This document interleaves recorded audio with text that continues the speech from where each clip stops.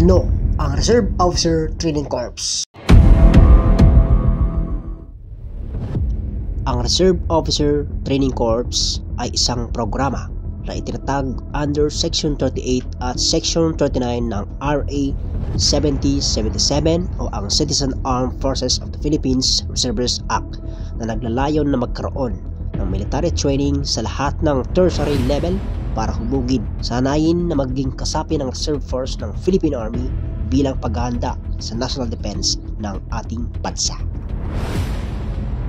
Ito ay under supervision of Department of Military Science and Tactics or DMST na kung saan pinamumunuan ng ROTC Coordinator under the Community Defense Center or CDC na ito naman ay under ng Regional Community Defense Group o RCDGs ng Reserve Command Philippine Army.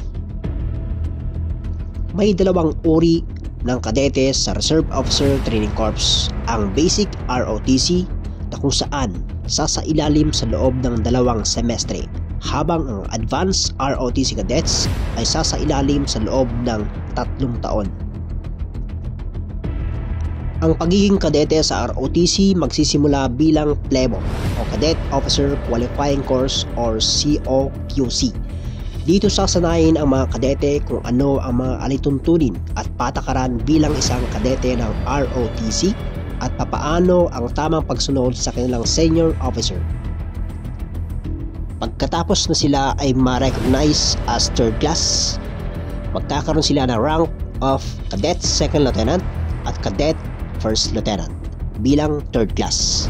At bilang 2nd class, sila magkakaroon ng rank na Cadet Captain at Cadet Major bilang 2nd class.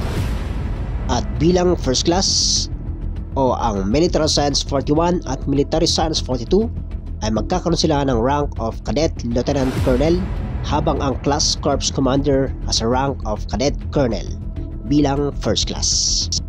Pagkatapos ng 1st class, you are now considered as graduate of Reserve Officer Training Corps with the rank of Sergeant Reserve Philippine Army.